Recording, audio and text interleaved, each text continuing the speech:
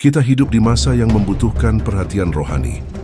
Peristiwa-peristiwa di sekeliling kita bukanlah sesuatu yang acak dan tidak pula ada hubungannya dengan nubuat Alkitab. Saat kita menyaksikan peperangan, rumor-rumor tentang perang, bencana, alam, krisis politik, dan maraknya kemurtadan, pertanyaan yang muncul pun tak terelakkan. Apakah kesengsaraan besar sudah semakin dekat? Lalu apa sebenarnya arti periode nubuatan yang diungkapkan Alkitab dengan penekanan seperti itu? Kesengsaraan besar digambarkan dalam kitab suci sebagai masa kesusahan yang belum pernah terjadi sebelumnya dalam sejarah manusia. Yesus dalam Matius pasal 24 ayat 21 menyatakan, "Sebab pada masa itu akan terjadi siksaan yang dahsyat seperti yang belum pernah terjadi sejak awal dunia sampai sekarang dan yang tidak akan terjadi lagi." Pernyataan Sang Mesias sendiri ini janganlah kita anggap remeh. Ia mengungkap bahwa akan terjadi keruntuhan moral, spiritual, dan sosial yang tak tertandingi. Ini bukan sekadar masa penderitaan fisik atau politik, tetapi terutama masa penghakiman ilahi atas dunia yang dengan sengaja menolak kebenaran. Tanda-tanda kesengsaraan besar tidak terbatas pada dunia spiritual saja, tetapi juga terwujud di dunia nyata. Yesus sendiri dalam Matius 24:28 memperingatkan kita tentang peristiwa-peristiwa yang akan menandai dimulainya akhir. Ia berkata, "Dan kamu akan mendengar tentang perang dan kabar-kabar tentang perang. Berhati-hatilah supaya kamu tidak gelisah, sebab semua itu harus terjadi, tetapi kesudahannya belum tiba. Bangsa akan bangkit melawan bangsa dan kerajaan melawan kerajaan. Akan ada penyakit sampar, kelaparan, dan gempa bumi di berbagai tempat. Semua itu adalah permulaan sakit bersalin." Bagian ini dengan jelas menyatakan bahwa tanda-tanda bencana alam dan konflik manusia akan menjadi indikator bahwa sesuatu yang lebih besar akan datang. Kata-kata awal penderitaan menunjukkan bahwa penderitaan akan terjadi secara bertahap namun meningkat. Dan apa yang kita lihat di dunia saat ini, gempa bumi, tsunami, dan bencana alam yang besar terjadi lebih sering, sebagaimana dijelaskan dalam kitab suci. Peningkatan perang dan konflik global juga tidak dapat diabaikan. Perang menyebar di beberapa wilayah, seringkali dipicu oleh motif ideologis dan agama. Ketegangan internasional meningkat, dan konflik lokal berpotensi meningkat menjadi sesuatu yang lebih besar. Rumor perang selalu muncul dalam berita, dan banyak yang yakin bahwa dunia berada di ambang konflik global besar. Pada tingkat yang lebih pribadi, kita hidup di era di mana ketidakamanan dan ketakutan semakin hadir dalam kehidupan sehari-hari. Meningkatnya ketidakpastian politik dan sosial menciptakan iklim ketidakstabilan, yang dengan sendirinya merupakan gambaran bagaimana kitab suci meramalkan dunia yang terus-menerus kacau. Bukan hanya bencana besar saja yang perlu diperhatikan, tetapi juga perasaan ketegangan kolektif ini. Kelaparan dan wabah penyakit merupakan tanda-tanda lain yang disebutkan oleh Yesus. Saat ini, meskipun ada kemajuan signifikan dalam bidang kedokteran dan produksi pangan, wabah penyakit dan kerawanan pangan merupakan kenyataan. Krisis pangan global semakin dalam, dan kekurangan pangan di banyak bagian dunia, diperburuk oleh perubahan iklim dan konflik, merupakan manifestasi nyata bahwa sabda Yesus sedang digenapi. Di banyak negara, penyakit virus dan menular seperti pandemi COVID-19 telah menjadi pengingat kejam betapa rentannya manusia terhadap penyakit menular. Penyebaran penyakit-penyakit ini, beberapa bahkan lebih serius daripada yang lain, menunjukkan bagaimana nubuat Alkitab tentang wabah di berbagai belahan dunia bukan sekadar sesuatu dari masa lalu, tetapi kenyataan yang terus menjadi kenyataan. Penting untuk dicatat bahwa manifestasi alam ini bukan sekadar kebetulan. Yesus menggambarkannya sebagai awal dari penderitaan, pertanda sesuatu yang lebih dalam. Sama seperti kontraksi wanita hamil yang menjadi pertanda kelahiran sesuatu. Penderitaan alamiah hanya mempersiapkan dunia untuk peristiwa yang lebih dahsyat, yaitu kesengsaraan besar. Namun, apa yang diajarkan bencana ini kepada kita secara spiritual? Mereka berfungsi sebagai peringatan, undangan untuk bertobat dan waspada. Dalam Lukas 21, 25, 26, Yesus berkata, "Akan ada tanda-tanda pada matahari dan bulan dan bintang-bintang, dan di bumi bangsa-bangsa akan takut dan bingung menghadapi deru dan gelora laut. Orang akan mati ketakutan karena kecemasan berhubung dengan segala apa yang menimpa bumi ini. Tanda-tanda kosmik ini menunjukkan bahwa seluruh ciptaan sedang menantikan kedatangan kembali Kristus. Alkitab menyerukan kita untuk tidak bersikap tidak peka terhadap tanda-tanda ini. Sebagai orang Kristen, kita tidak boleh hanya mengamati secara pasif, tetapi memahami bahwa apa yang terjadi di dunia ini terkait dengan penggenapan nubuat ilahi. Hal ini menuntut kita untuk lebih waspada, berhati-hati, dan mempersiapkan diri secara rohani. Karena sebagaimana firman Tuhan katakan dalam Roma 13:11, dan pergunakanlah waktu yang ada, karena hari-hari ini adalah jahat. Oleh karena itu, ketika kita melihat peperangan, wabah penyakit, kelaparan dan bencana, kita dapat melihat bahwa semua itu bukan sekadar tragedi yang terjadi sendiri, tetapi merupakan tanda-tanda ilahi yang menunjuk kepada akhir zaman. Kesengsaraan, besar sebagaimana diungkapkan dalam kitab suci, sedang mendekat, dan peristiwa-peristiwa alam ini hanyalah indikasi pertama dari apa yang akan terjadi. Pertanyaannya adalah, apakah kita siap menghadapi apa yang akan datang? Jawabannya harus ditemukan dalam hati yang teguh di dalam Kristus, waspada dan berkomitmen pada iman sejati. Dalam 2 Tesalonika 2:3, Rasul Paulus memperingatkan, "Janganlah seorang pun menyesatkan kamu dengan cara yang bagaimanapun juga, sebab sebelum hari itu haruslah datang dahulu murtad, dan haruslah dinyatakan dahulu manusia durhaka, yaitu anak kebinasaan." Kemurtadan atau pengabaian iman secara sadar adalah salah satu tanda paling nyata bahwa kita sedang mendekati kesengsaraan besar. Alkitab menggambarkan suatu masa ketika banyak orang akan berpaling dari kebenaran, mengganti iman sejati dengan doktrin palsu dan nyaman. Hari ini, kita melihat penggenapan yang jelas dari peringatan itu. Gereja-gereja dan pemimpin rohani yang pernah memberitakan kebenaran Kristus kini berpaling dari firman Tuhan dan berusaha menyenangkan manusia dan budaya. Pesan-pesan yang seharusnya tentang pertobatan dan kekudusan digantikan oleh khotbah-khotbah yang memotivasi dan dangkal, di mana tidak ada ruang bagi rasa sakit dosa ataupun bagi panggilan untuk bertobat.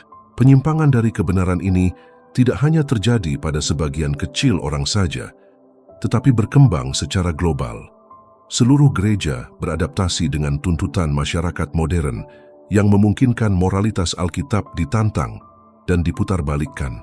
Rasul Paulus dalam 1 Timotius 4:1 sudah memperingatkan tentang hal ini.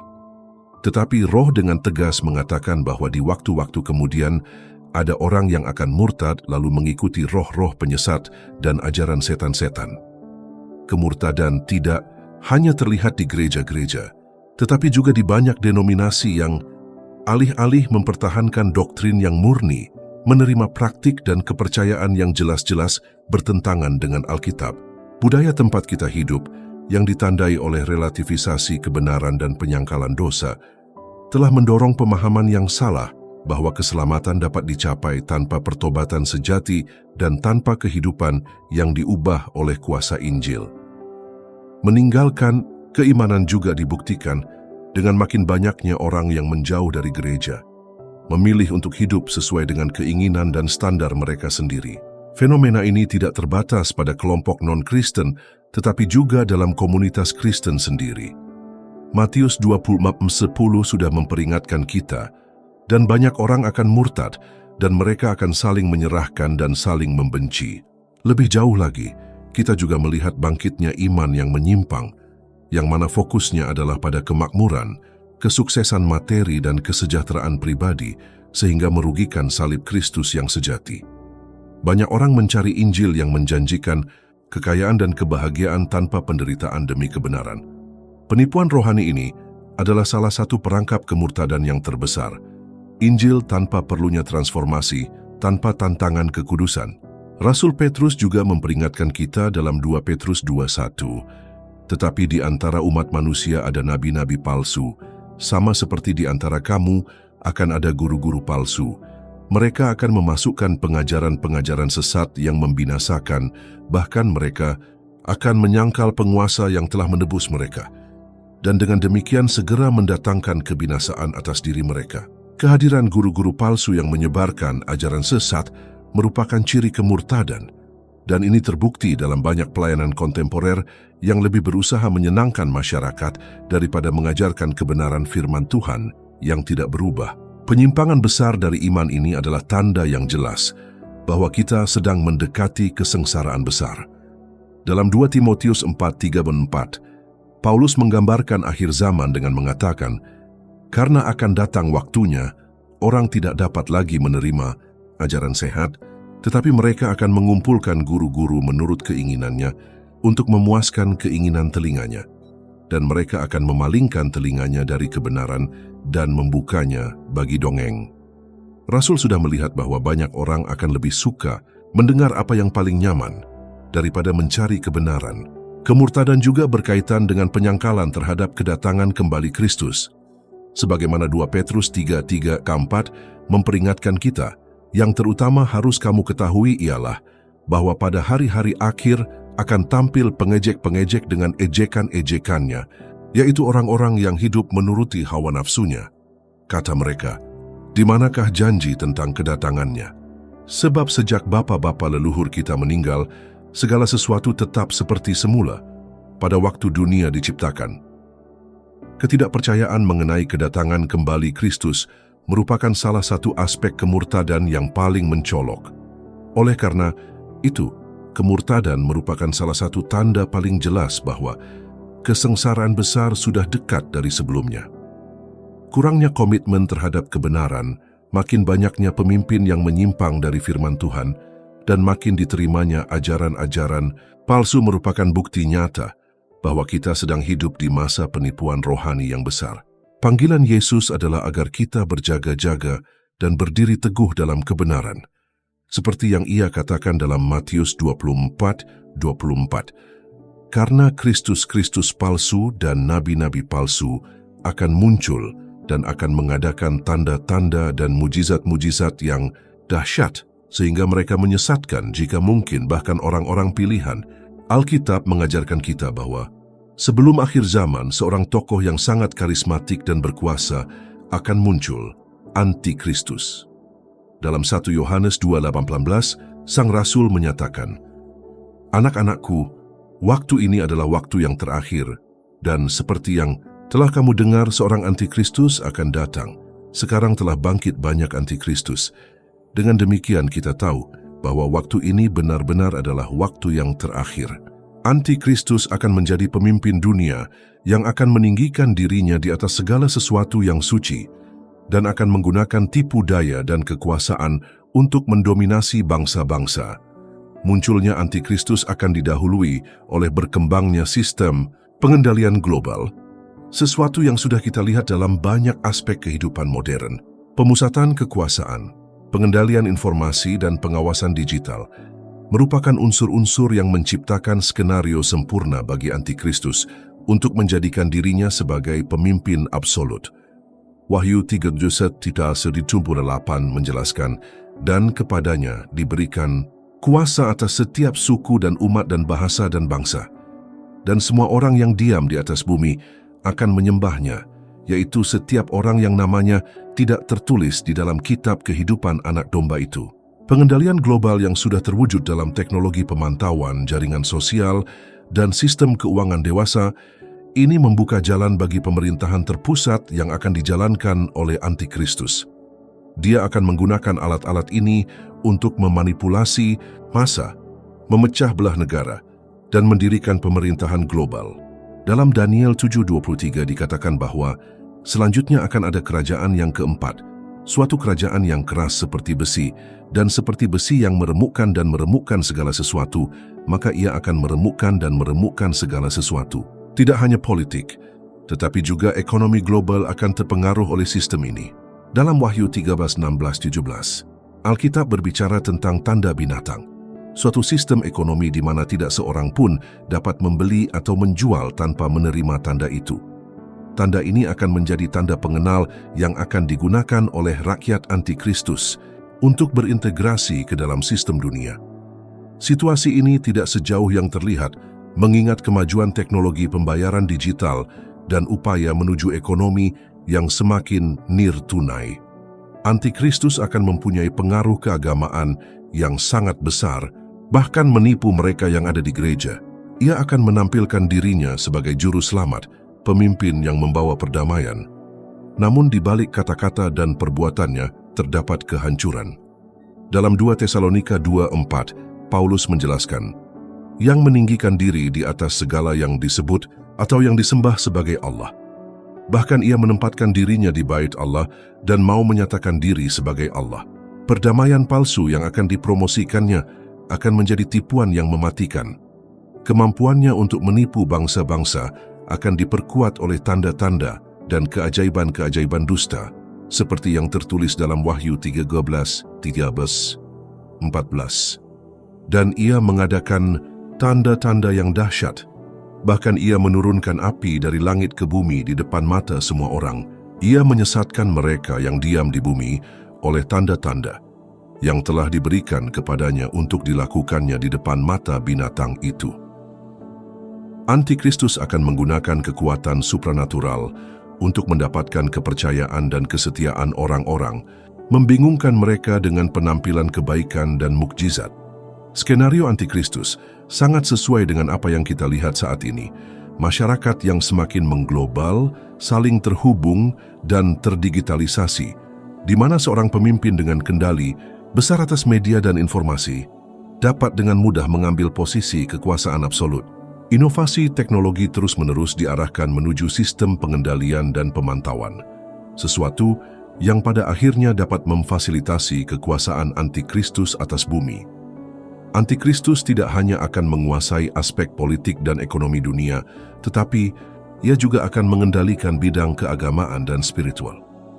Dia akan menampilkan dirinya sebagai tokoh Mesias dan menipu banyak orang. Hal ini tercermin dalam Matius 24:24, di mana Yesus memperingatkan kita, karena Kristus-Kristus palsu dan nabi-nabi palsu akan muncul dan akan mengadakan tanda-tanda dan mujizat-mujizat yang dahsyat, sehingga mereka menyesatkan, jika mungkin, bahkan orang-orang pilihan.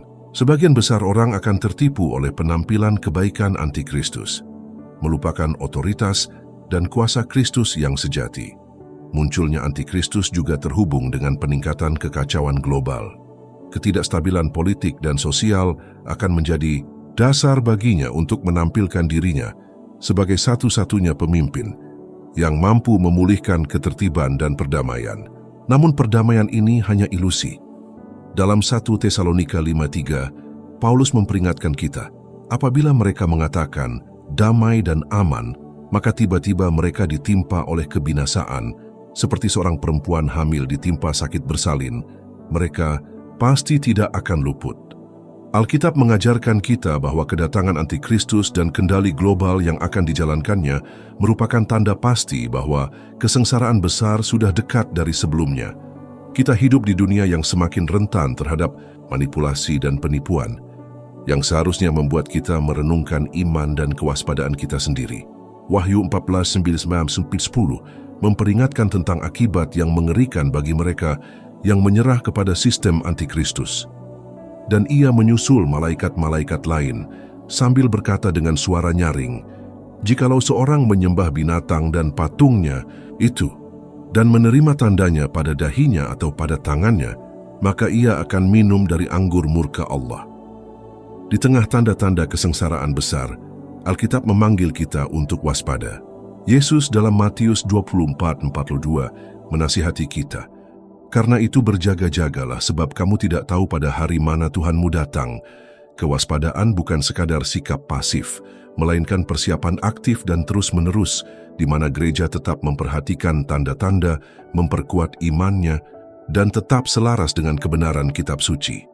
Persiapan rohani gereja merupakan hal yang mendasar, sebab meskipun masa-masa sulit tidak dapat dielakkan, gereja Kristus yang sejati akan dikuatkan oleh imannya dan kuasa Roh Kudus.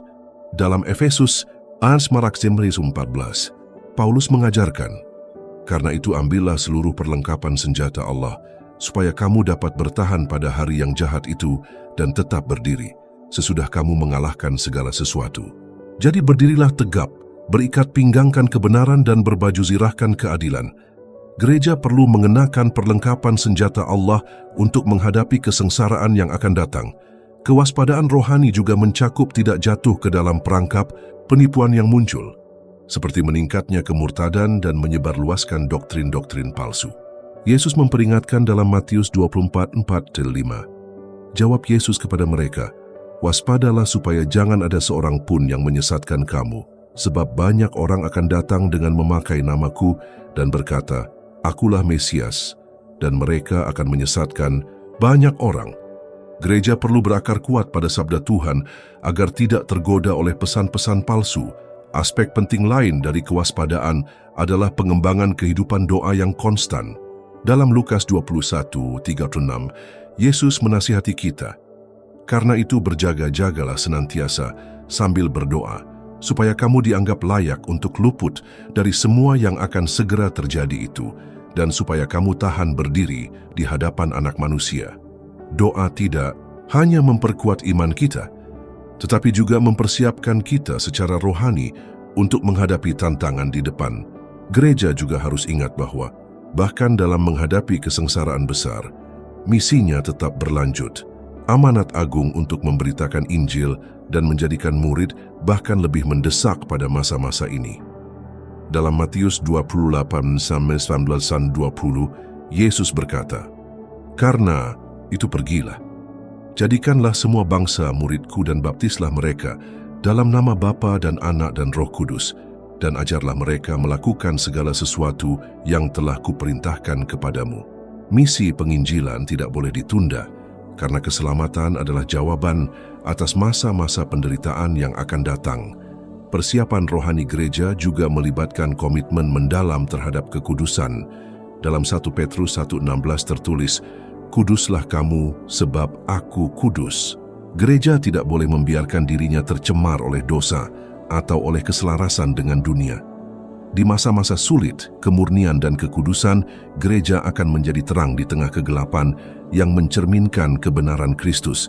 Lebih jauh lagi, persiapan rohani mencakup kehidupan bersekutu dengan orang percaya lainnya. Gereja perlu bersatu, menjadi tubuh yang kuat dan sehat, siap menghadapi kesengsaraan bersama.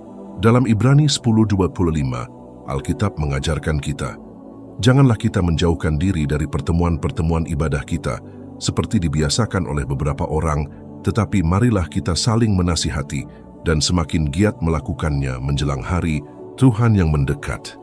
Persekutuan persaudaraan sangat penting untuk memperkuat iman di masa krisis. Naskah Wahyu 3:10 membawa janji yang sangat berharga bagi gereja yang tetap setia. "Karena engkau menuruti firman-Ku untuk tekun menantikan Aku, maka Aku pun akan melindungi engkau dari hari pencobaan yang akan datang atas seluruh dunia untuk mencobai mereka yang diam di bumi." Meskipun dunia sedang mengalami kesengsaraan, Gereja Kristus memiliki janji perlindungan. Tuhan tidak akan meninggalkan anak-anaknya, tetapi akan menjaga dan menopang mereka jika mereka tetap setia. Namun, kewaspadaan bukan hanya mengenai apa yang seharusnya dilakukan gereja, tetapi juga mengenai perilaku setiap individu Kristen. Setiap orang percaya dipanggil untuk tetap teguh dalam iman, menjalani kehidupan kekudusan, dan menjadi saksi kasih Kristus. Dalam 2 Petrus 3:14, Petrus berkata, "Karena itu, saudara-saudaraku yang kekasih, sambil menantikan semuanya ini, kamu harus berusaha supaya kamu kedapatan tak bercacat, tak bernoda, dan dalam perdamaian dengan Dia." Persiapan rohani dimulai dari hati setiap orang percaya. Oleh karena itu, kewaspadaan dan persiapan rohani sangat penting bagi gereja pada masa menjelang kesengsaraan besar. Masa ketidakaktifan dan apatisme spiritual telah berakhir. Tuhan memanggil kita untuk menjadi gereja yang waspada, kuat dalam iman dan teguh dalam kebenaran, siap menghadapi tantangan yang akan muncul. Kesengsaraan besar sudah dekat, tetapi dengan kewaspadaan, doa dan kekudusan, gereja akan dipersiapkan untuk berdiri teguh sampai akhir, seperti yang tertulis dalam 1 Korintus 16:12. "Berjaga-jagalah, berdirilah teguh dalam iman, jadilah laki-laki dan jadilah kuat."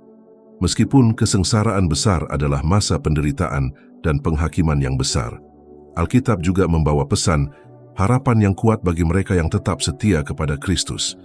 Dalam Yohanes 16:33, Yesus mengingatkan kita, "Semuanya itu kukatakan kepadamu, supaya kamu beroleh damai sejahtera dalam Aku.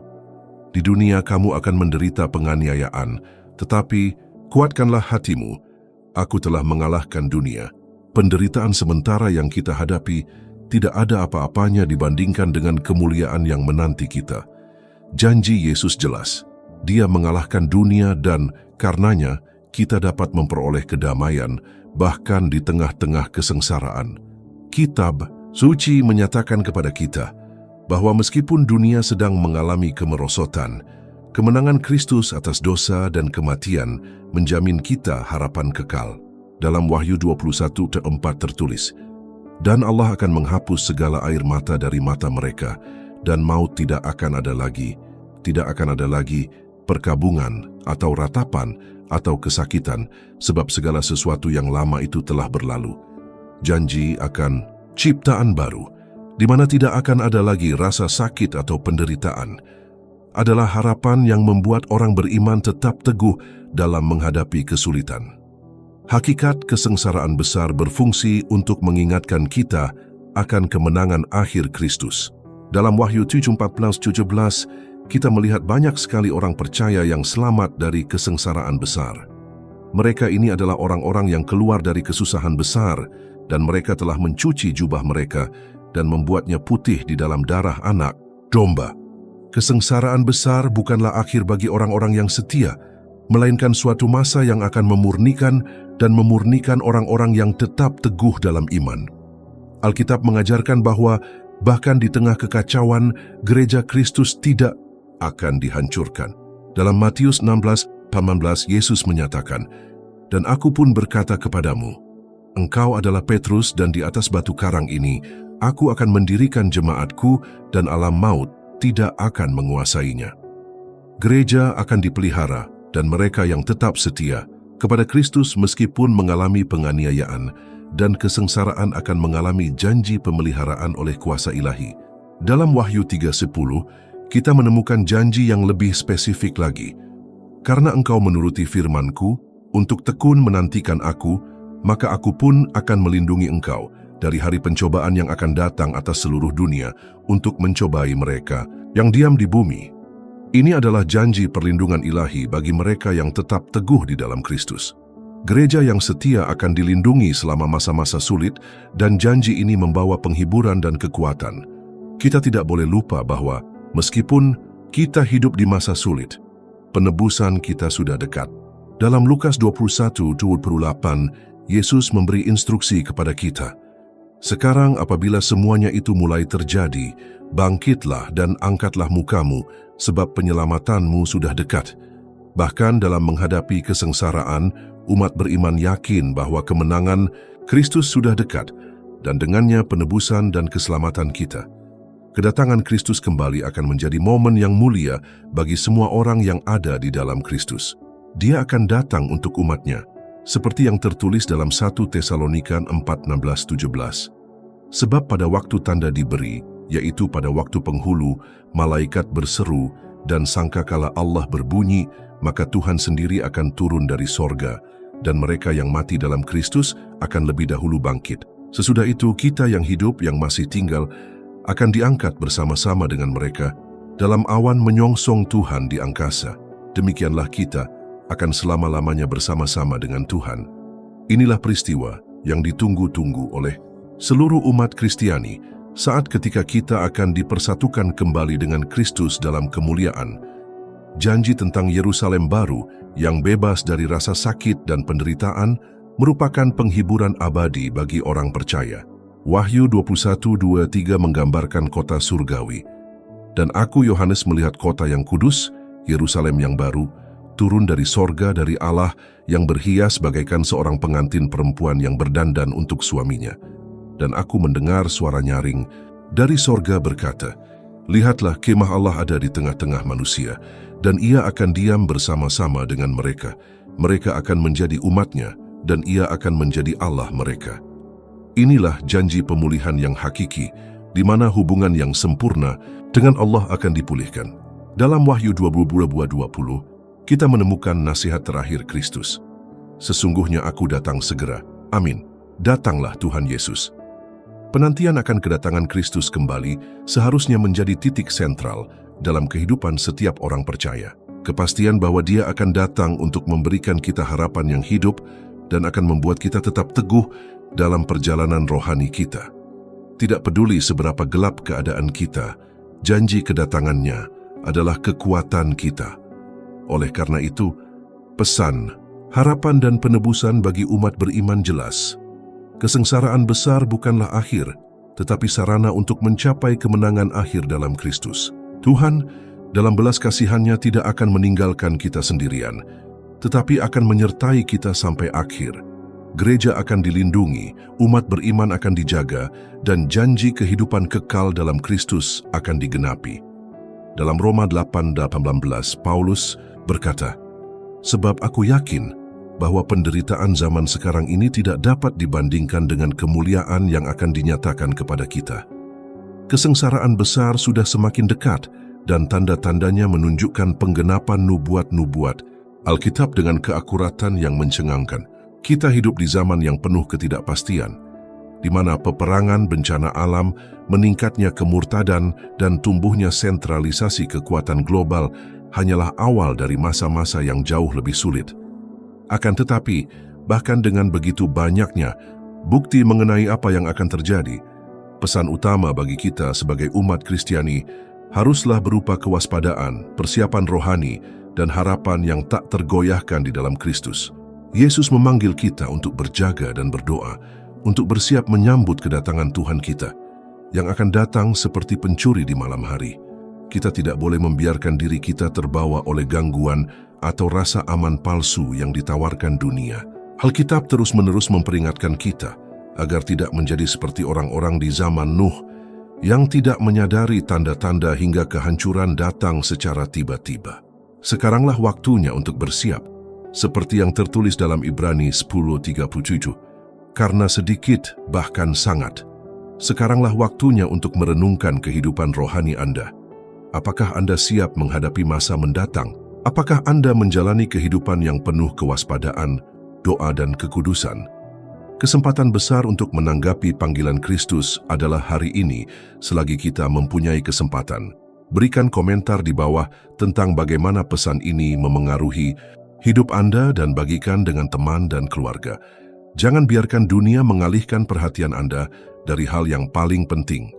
Jika Anda ingin mendalami topik ini lebih lanjut, berlanggananlah untuk mengikuti video berikutnya dan jangan lewatkan pembaruan terkini. Semoga Tuhan memberkati perjalanan spiritual Anda.